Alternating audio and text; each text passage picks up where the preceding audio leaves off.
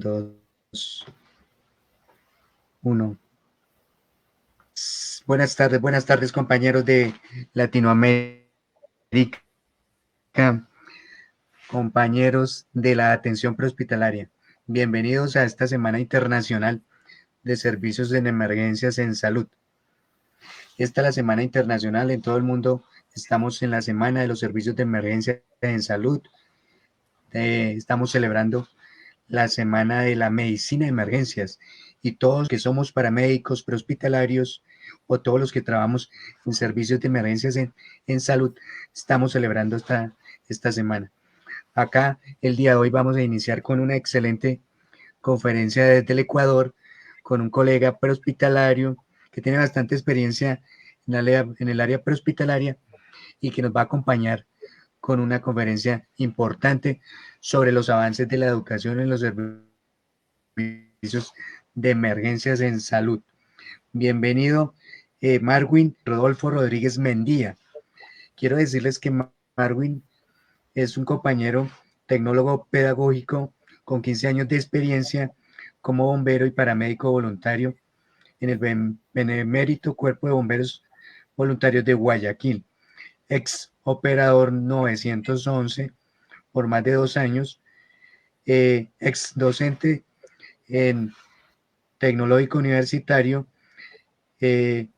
también participó en la carrera de Tecnología en Emergencias Médicas y organizador de eventos internacionales sobre atención prehospitalaria en Ecuador, cursos en eventos y instructor de seguridad y salud ocupacional.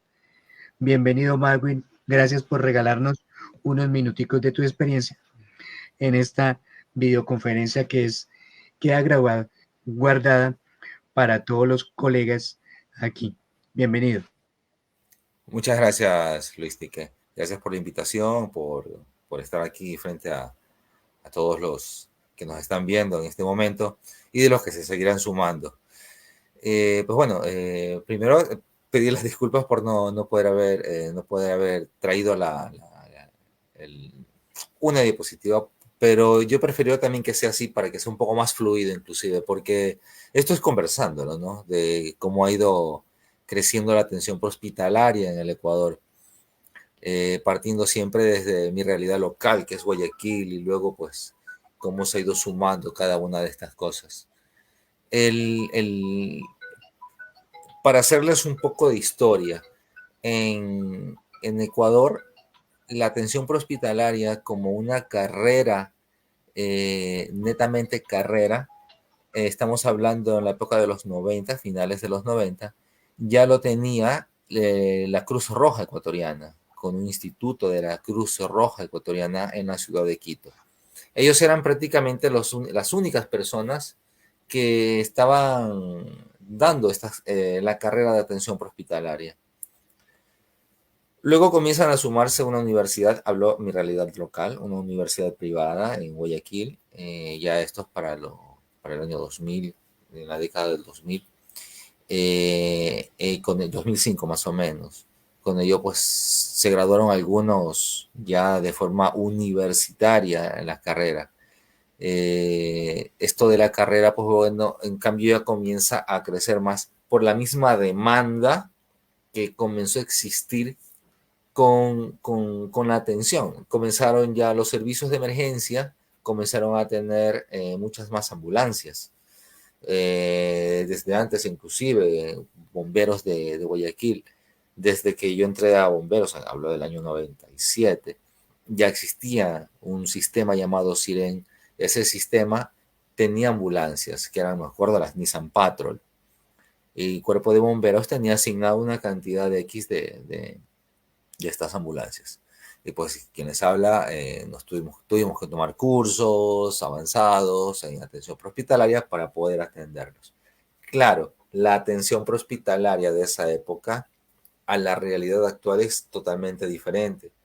Ya en la actualidad, en el Ecuador, es obligatorio que la atención prehospitalaria sea estudiado en un tecnológico superior, porque en el tecnológico superior ya es una carrera, ya, como dije hace un momento, de educación superior. Esto hace que tenga un profesionalismo mucho más adecuado el personal de atención prehospitalaria. Ya no solamente es decir, yo quiero ser voluntario, que lo puede hacer, pero debe tener cierta calificación. Ahora, por la parte legal, todos en absoluto, los que tengan que ver con la atención prehospitalaria dentro de las instituciones de emergencia, tienen la obligación de tener un título, al menos de enfermería, para que se pueda trabajar la parte de fisiología, conocer más sobre la fisiología dentro de lo que es la atención prehospitalaria. Entonces, la atención prehospitalaria comienza este ciclo. Ya a finales de la década de 2000, hablamos del 2000, 2010, que comienza este boom de instituciones, también a sumarse en otras ciudades, por ejemplo, Cuenca, en Quito, a sumarse a tener también sus propias carreras de atención prehospitalaria, comienzan otras ciudades más, luego ya verlo como una obligación y como una forma de darle a los estudiantes una opción de estudio extra, una opción de estudio extra. Las universidades como tal no están autorizadas a dar la carrera de atención prehospitalaria como una carrera técnica. Los únicos que están autorizados para que pueda darse la carrera son los tecnológicos superiores, porque son quienes dan la carrera de urgencias médicas. Ellos sí. Dentro de la parte tecnológica como instituto superior, existen también universidades tecnológicas. Ellos pueden también dar una licenciatura o inclusive pueden hacer lo que viene a ser un masterado, pero tecnológico, dentro del rango de tecnológico. Entonces esto hace que el nivel también del estudiante, ya del profesional que sale como tecnólogo en 2 años y medio aproximadamente, ellos tengan la posibilidad de poder seguir sumando este conocimiento para que puedan luego, pues en las prácticas, hacer su propia, su propia experiencia y con ello pues ir aprendiendo más. Eso es en cuanto a cómo la atención prehospitalaria dentro del Ecuador se ha ido desarrollando poco a poco, con instituciones de emergencia que se han ido equipando cada vez más, porque una cosa es la parte académica. Entonces, todo va jalando uno del otro. A nivel de atención prehospitalaria, por ejemplo, en las instituciones de emergencia, cada cierto ciclo de tiempo se ha ido, insisto, desde que yo he estado en bomberos desde el año 97, hablamos de finales de los 90, ya había lo que es el CIDEM, ya había cierto conocimiento para cierto tipo de equipos que se puedan usar. Con el paso de los lustros, de las décadas, se han ido estas ambulancias mejorando. Tipo 1, tipo 2. Eso ha hecho que, más que todo tipo 1, obviamente, eso ha hecho que el profesional en atención prehospitalaria tenga que no solamente aprender en la parte académica, sino que también tenga que aprender en la parte técnica que ya dentro de las instituciones ellos aprendieron a utilizar. Técnicas, por ejemplo, que no sean invasivas, porque también hay que ver esto de aquí, porque por más, haciendo un paréntesis, por más que alguien esté calificado dentro del Ecuador como tecnólogo superior en emergencias médicas, no está calificado para ser invasivo, Algo que yo siempre decía a los estudiantes era, hay dos cosas que se deben y dos cosas que no se deben hacer. Dos cosas que sí se deben hacer es estabilizar, trasladar. Estabilizar y trasladar. Dentro de cada uno de ellos es un mundo muy grande, lleno de protocolos, técnicas, etc. Trasladar igual. Por algo está el curso, por ejemplo, de conducción de ambulancia, un curso que se lo está dando aquí en el Ecuador. Y dos cosas que no se deben hacer, que es recetar, diagnosticar. Y dentro del recetar hablamos del ser invasivo.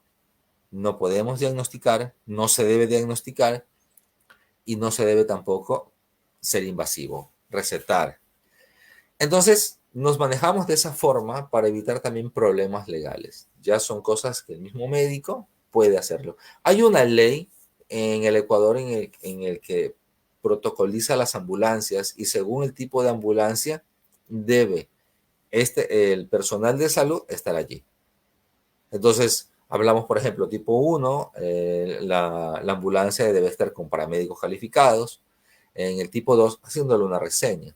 En el tipo 2, en donde ya puede e inclusive debe estar un médico allí. No se diga ambulancias tipo 3. Entonces, los papeles de cada uno de ellos van de la mano entre la parte académica que se va aprendiendo y la parte que se va también asimilando en la parte práctica, en donde vamos viendo tipos de tablas rígidas, por qué la tabla rígida ahora se utiliza, ahora no se utiliza, que se utiliza la tipo cuchara, tipo pala, que la parte de los movimientos, inclusive, inclusive cosas como física que es importante aprender dentro de la atención prehospitalaria. Entonces, son cosas que ya van de la mano entre la parte académica y la parte ya de la práctica. A veces yo digo, bueno, vamos a aprender el tema, por ejemplo, cinemática. Justo en una ciudad, en un mes vamos a dar un curso de esto, sobre la cinemática. Y una de las cosas en cinemática que se les enseña a los chicos es, vamos a aprender un poco de física. Porque si no aprendemos un poco de física, ¿cómo podemos determinar el nivel o posible nivel de lesión de X persona? Entonces, ¿por qué nace la atención prehospitalaria? O sea, mejor dicho, ¿por qué nace de esta forma la atención prehospitalaria? Porque todo ha ido de la mano. La exigencia internacional, la realidad nacional, los cambios de leyes, las ganas también de muchos jefes de cuerpos de bomberos, hablo en realidad, ¿no? De cuerpos de bomberos que querían siempre mejorar. Entre esos hay uno que pertenece al lab, muy bueno, el doctor William Muñoz, quien ha sido uno de los que ha estado empujando la atención prehospitalaria para que vaya cada vez mejorando. Va mejorando, mejorando, y cada vez que ha habido algo que nos, mejor dicho, que ha sido una piedra en el zapato, pues irlo observando para poder ir solucionándolo.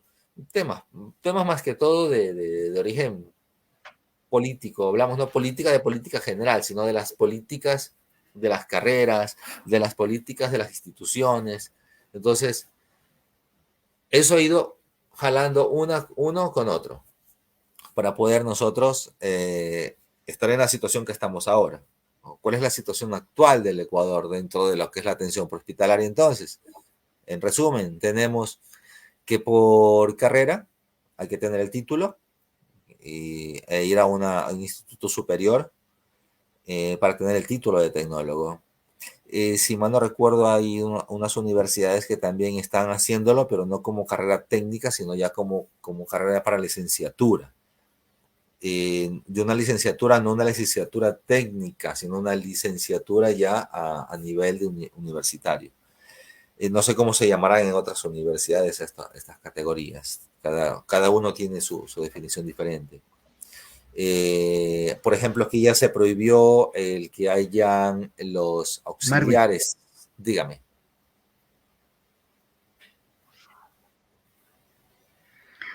nos ha dado un recuento en 15 minutos de todo lo que es los avances de la educación en los servicios de emergencias en salud en Ecuador, desde tu perspectiva, desde tu perspectiva más hacia los cuerpos de bomberos, desde lo que tú has venido desarrollando como voluntario de estos cuerpos de bomberos y cómo ha ido creciendo eso. ¿Cuál ha sido ese impacto de la educación?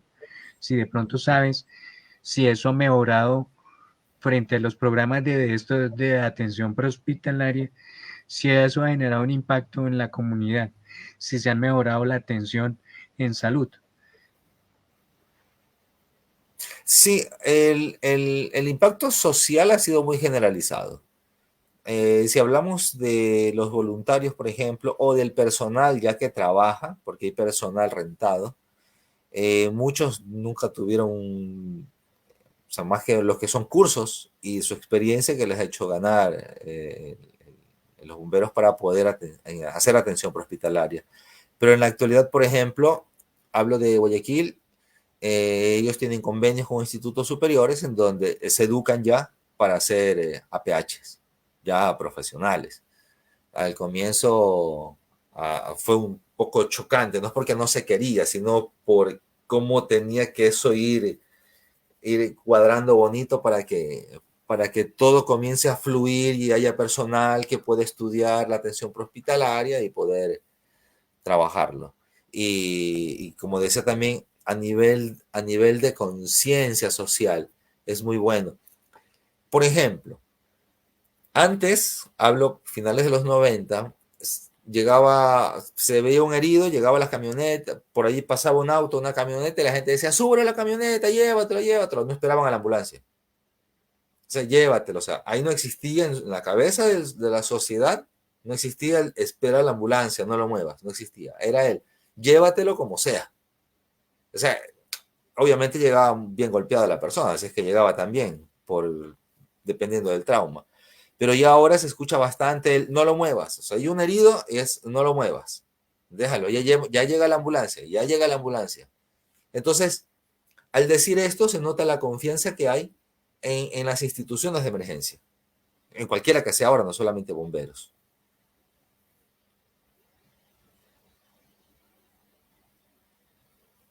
Uh-huh. O sea, ¿alguna pregunta más, Luis?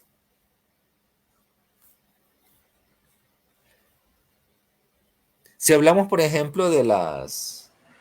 Sí, Marwin, Ajá. estamos hablando en los servicios de emergencia.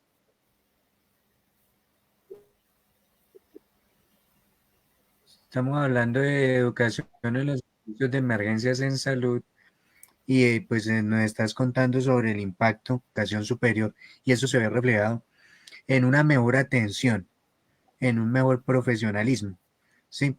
Entonces, me imagino que se han salvado más vidas,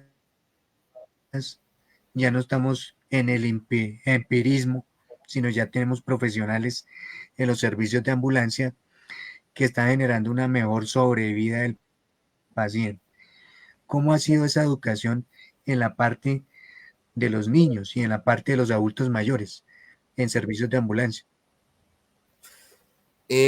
Para aclarar un poco más lo que decía, todo esto es un ciclo. Igual siempre va a haber gente que todavía le falte mucho, primero por aceptar que debe aprenderlo por carrera. Y otra, que hay aún gente que le toca pasar por estos ciclos de aprendizaje. O sea, igual, todo esto es renovar, renovar y renovar y renovar. A nivel geriátrico y pediátrico, sí, yo en lo personal digo, sí, nos falta todavía como un plan de estudio para hacer, para focalizar más esta parte, la parte geriátrica, la parte pediátrica en la atención. No es fácil, pero por los planes, ¿no? De estudio, pero sí se puede. Ya, como en alguna ocasión conversaba con un amigo de clases que le estábamos conversando, le decía, deberíamos tener dentro de las aulas una carrera que no solamente hable un poco de la geriatría y la pediatría, sino que ya lo hable como una materia más, en donde sea visto un poco más a fondo. Entonces, eso, y ya el resto es calle, como se dice, y el resto es aprender, porque una cosa son las aulas y otra cosa son las calles. Es decir, yo leí en alguna ocasión, y es algo que Claro, lo he compartido siempre también en las aulas. Yo decía, si hablamos de niños, hay dos cosas que atendiendo a un niño es increíble cómo nos puede ayudar. Uno, si el niño contesta y es controlado, perfecto, pero cuando un niño no contesta absolutamente nada, desespera. Y cuando un niño llora y llora y llora, desespera. Por eso en las clases en donde se ve, por ejemplo, tengo un tema en el que hablo sobre calidad de atención al paciente, no habla nada de fisiología, nada clínico, habla más que todo desde el punto de vista de cómo controlar al niño. Y una de las cosas que yo siempre recomiendo en los cursos o en las clases, siempre he recomendado, tengan ustedes a la mano siempre un muñeco, de preferencia que sea amarillo y con ojos grandes. Entonces, eso ayuda mucho a que un niño se relaje. Y eso está demostrado con lo que sí, con una teoría llamada la teoría del cachorro. Ayuda bastante a los niños a que se tranquilicen. Pero son cositas así que uno no las termina aprendiendo en un curso. Una vez revisé un curso de pediatría y eso no está allí. Hay cosas que no están allí.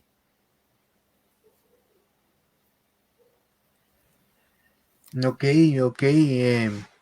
Marvin, gracias por estos avances. Ya estamos terminando, 9 minutos nos queda para cumplir nuestra videoconferencia, hablando sobre avances de la educación en servicios de emergencia, donde hemos tocado cómo la educación impacta en la parte de políticas públicas, en la parte de la administración pública, en la parte de los adultos mayores pediátricos, en la parte de los pediátricos, ¿sí? Pero pues obviamente el que más se va a ver beneficiado son los usuarios. Y eso también la educación demuestra un desarrollo en el país, ¿sí? Un acoplamiento de las nuevas profesiones, porque es una profesión nueva para Latinoamérica. ¿Qué nos cuenta de esa profesión nueva que en otros países ya llevan 50 años de experiencia? Bueno, ¿cómo decir la metodología? Alguien me conversaba en alguna ocasión, la metodología del inglés es diferente que de la estadounidense. O sea, mientras el inglés llega y que tiene muchos años. Hablamos que son los quienes comenzaron con la atención prehospitalaria de forma profesional. Ellos llegan, estabilizan y hasta no tenerlo bien estabilizado el paciente no se lo llevan. El estadounidense llega, estabiliza así y sigue estabilizándolo en el camino. Entonces son dos técnicas diferentes. Y si hablamos de Latinoamérica, que he tenido la oportunidad de conocer, he tenido la oportunidad de conocer casi todo Sudamérica, parte de Centro y Norteamérica, y, y, y ver ciertas similitudes que tenemos entre latinoamericanos y también ciertas diferencias. Las diferencias a nivel de Latinoamérica, bajo mi perspectiva, es que han ido avanzando, pero también han ido avanzando dependiendo de las políticas públicas que den esa opción, esa apertura y esa importancia para las demás instituciones de Latinoamérica, las demás instituciones que nos ayudan a mejorar. Y bueno, Ecuador no puedo decir que está en la punta, tampoco puedo decir que está en la cola, no puedo decir que está a la mitad, como que sí, como que no. Yo creo que, de bajo mi perspectiva, y muy humildemente hablando, si estamos de la mitad para arriba, apuntando todavía alto, porque las políticas de estudio, las políticas públicas para este tipo de carrera, sí han sido muy exigentes,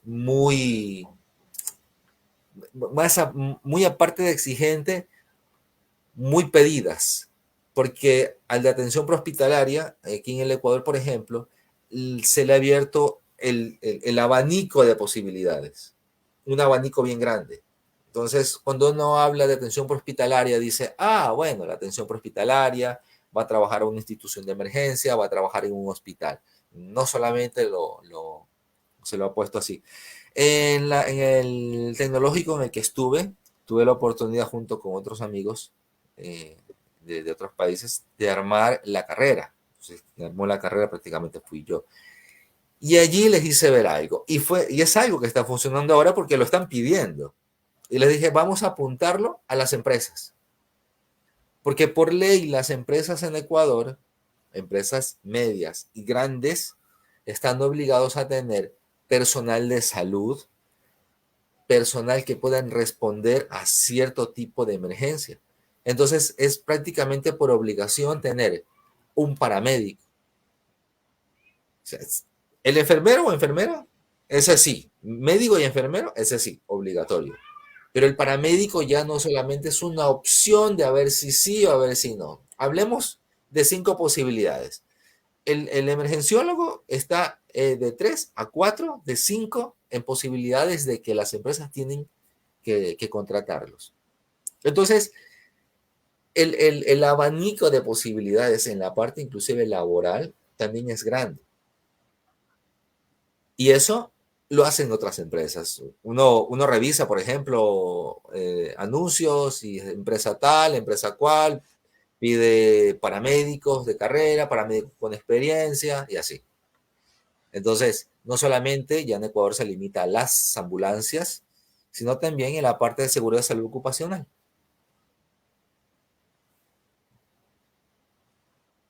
Se le da esta ventaja Ok, al estudiante. ok, Marwin. Gracias entonces por todas por todas esas opiniones, esas propuestas que nos has hecho saber. Nos quedan 3 minutos. Quiero agradecerte por nuevos conocimientos y a trasladarnos un poquito a cómo funciona la educación en los servicios de emergencias en salud en el Ecuador.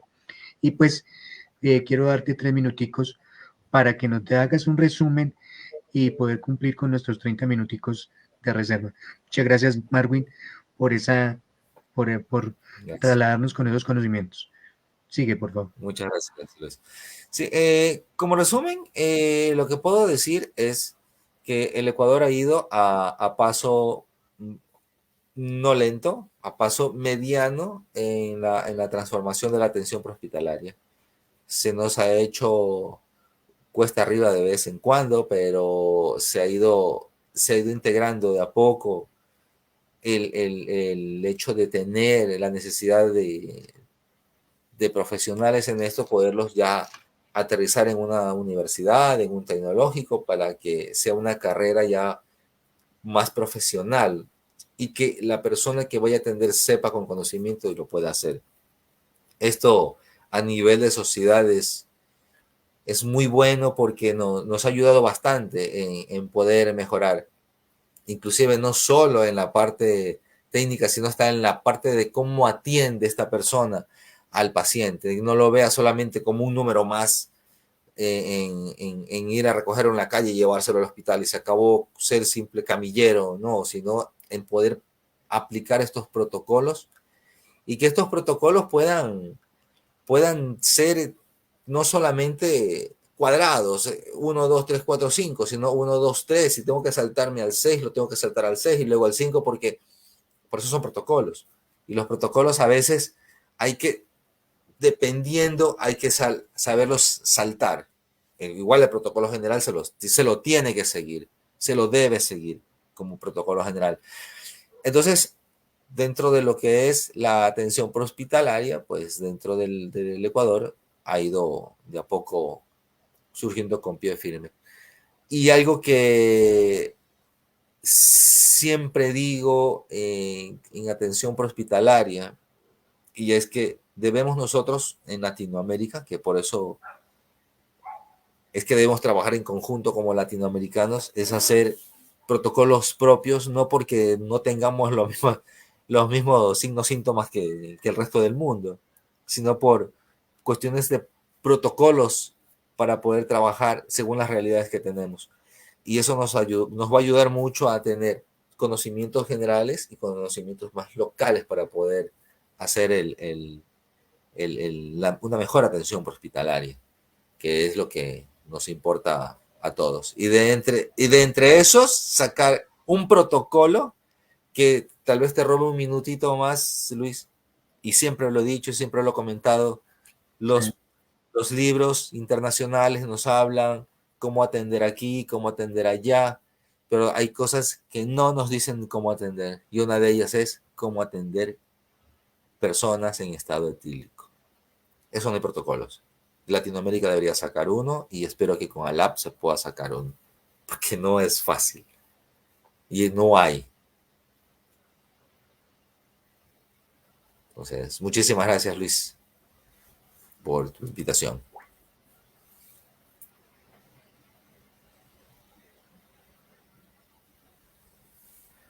Bueno, muchas gracias a ti, compañero colega desde el Ecuador, que nos está acompañando en este primer día de la Semana Internacional de Servicios de Emergencias en Salud, hablándonos sobre los avances de la educación en los servicios de emergencias en salud en el Ecuador. Gracias por esos conceptos, conocimientos, cómo nos trasladas hasta el Ecuador de los avances. Y pues esto es para toda Latinoamérica y vamos aprendiendo uno con otro, país con país, sobre los avances en atención prehospitalaria. Gracias, Marwin, y próximamente nos veremos. A todos, buenas noches. Mañana tendremos otra conferencia bien interesante para todos. Gracias, Marwin. Pase bien. Gracias también por la invitación. Saludos a todos.